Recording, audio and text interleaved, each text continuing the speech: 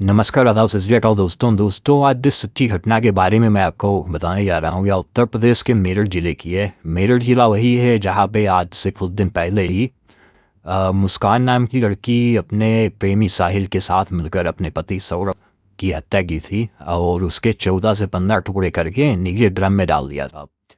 आज जिस घटना के बारे में मैं आपको बताने जा रहा हूँ ये भी उसी मेरठ की ज़िले की ही है और सेम दोनों घटनाएं एक दूसरे से मिलती जुलती हैं। पत्नी अपने प्रेमी के साथ मिलकर अपने पति की हत्या कर देती है और उसे आत्महत्या दिखाने के लिए या मतलब कुछ ऐसा चीज़ करती है, लेकिन वो उससे बच नहीं पाती है। दोस्तों, वह पत्नी उस हत्या को छुपाने के लिए ऐसी चाल चलती है, लेकिन वो उसमें कामयाब नहीं होती है। तो आइए जानते हैं पूरी घटना क्या है। दोस्तों, एक अमित नाम का लड़का होता है जो टाइल्स वगैरह का काम करता है और उसकी एक वाइफ होती है जिसका नाम रविता होता है। और आज से करीब 4 से 5 साल पहले उनकी शादी हुई होती है और उनके 2 बच्चे भी होते हैं। दोनों की शादी को काफ़ी दिन हो गया था, लेकिन दोनों में कभी जो है ज़्यादा प्रेम भाव, ज़्यादा अंडरस्टैंडिंग नहीं हुई। हमेशा मिसअंडरस्टैंडिंग ही रहती थी। और रविता का कहना है कि अमित उसे बहुत ज़्यादा मारता था, उसके कपड़े उतार उतार के उसको मारता था और वो इन सब चीज़ों से बिल्कुल परेशान हो गई थी। तो टाइल्स का काम अमित करता था। उसका एक उसमें सहपाठी था अमरदीप। दोनों एक साथ मिलकर टाइल्स का काम किया करते थे और दोनों का घर आना जाना बराबर होता था। अमरदीप वो अमित के घर बराबर आता जाता था। और कभी कभी क्या होता था, अमरदीप जब अमित को फ़ोन करता था तो अमित का फ़ोन नहीं मिलता था या अमित के द्वारा फ़ोन नहीं उठाया जाता था, तो उसको फालतू में उसके घर भाग के आना पड़ता था क्योंकि दोनों एक साथ ही काम पे आते थे। तो ऐसे ही एक दिन बोलता है कि रविता से कि भाभी जी आप मुझे अपना नंबर दे दीजिए। कभी कभी अमित को हम फ़ोन करते हैं तो उसका फ़ोन नहीं उठता है या वो फ़ोन स्विच ऑफ होता है, मतलब किसी कारणवश मेरी उससे बात नहीं हो पाती है, तो मुझे फालतू का आपके घर दौड़ के आना पड़ता है इतना दूर। उल्टा नहीं तो हम ऐसे ही अगर हमारी बात हो जाए तो हम सीधे साइड पे ही जाके इनसे मुलाकात करें और वहाँ पे हम लोग अपना काम स्टार्ट करें।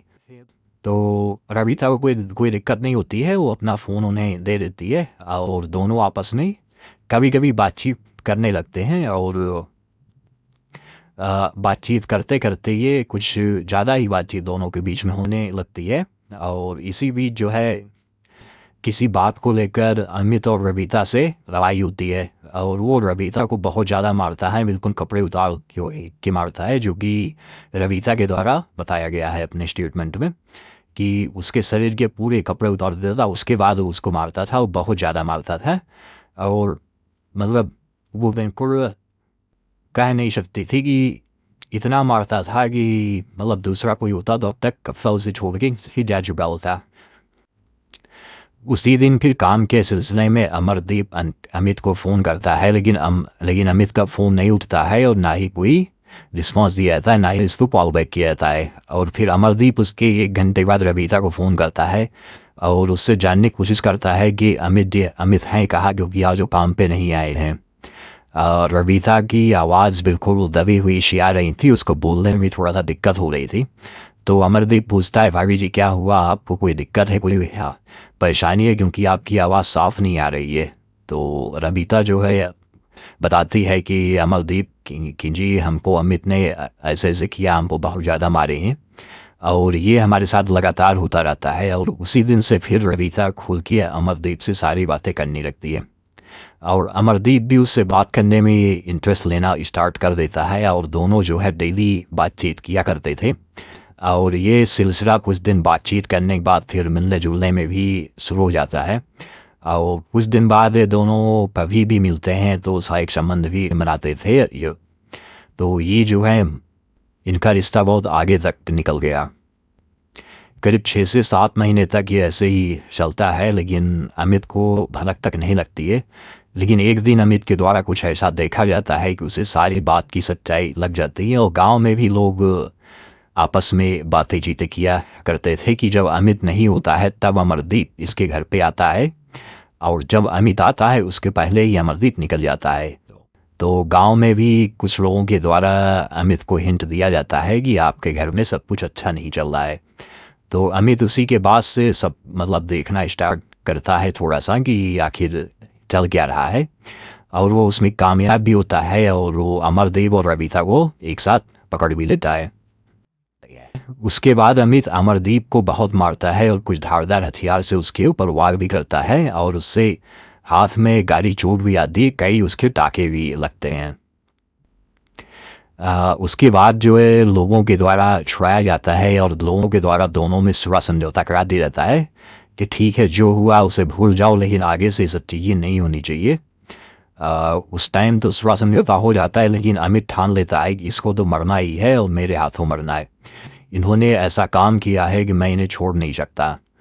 और फिर वो रविता से बोलता है तुम्हारा साथ दोगी इसको मारने में, मैं इसे मारना चाहता हूँ कि जब तक जिंदा रहेगा हम चैन से नहीं बैठ पाएंगे। ना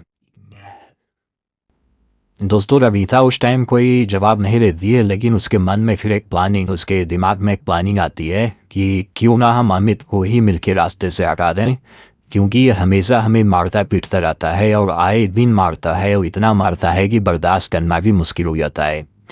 और फिर वो अमरदीप से बात करती है और बोलती है कि अमित ऐसा ऐसा चाह रहे हैं कि आप वो मार देंगे, तो उससे पहले क्यों ना हम दोनों मिलके उनको मार दें।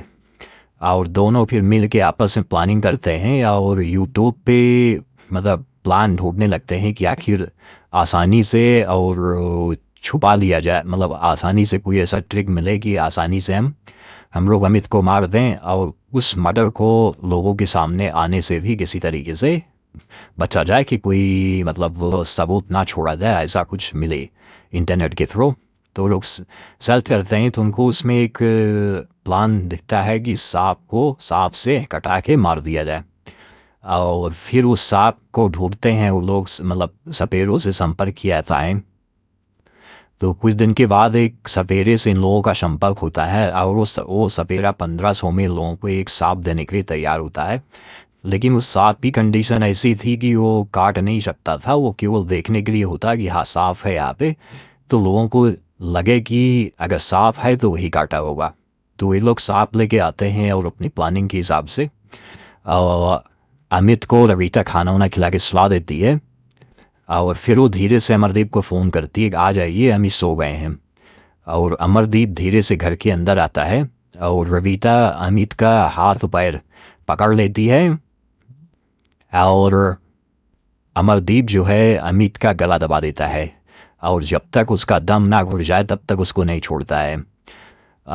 उसके बाद जो है उसकी डेड बॉडी को कमरे के अंदर से लोग बाहर निकालते हैं, एक छप्पर होता है उसके अंदर रखते हैं चरपैया पे बिस्तर लगा के, और उसी बिस्तर पे उस सांप को छोड़ देते हैं।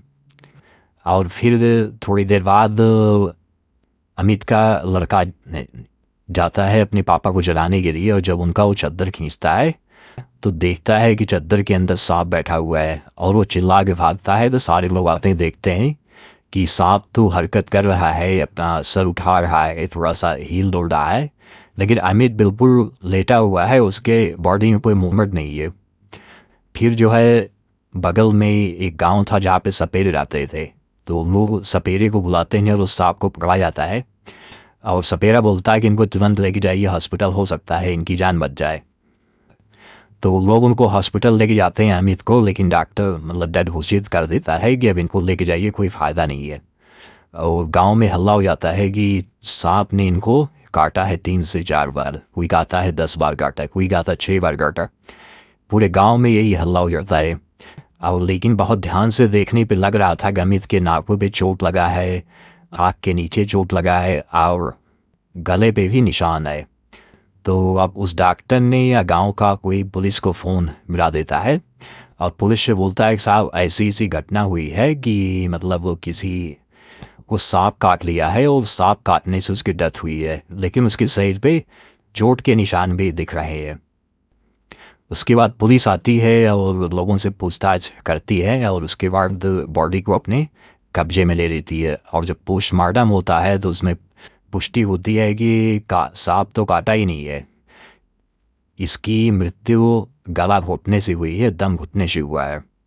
और फिर जब वो जांच पड़ताल की जाती है तो अमित के चाचा और उनके लड़के को पुलिस के द्वारा पूछताछ के लिए बुलाया जाता है। और पुलिस से जब पूछताछ शुरू होती है तो उनकी चाचा और उनका लड़का बोलता, साहब हम लोगों से कोई मतलब नहीं है इनसे, लेकिन पति पत्नी में आए दिन मारपीट और लड़ाई झगड़े होते रहते थे, आप इनकी पत्नी से एक बार पूछताछ कीजिए।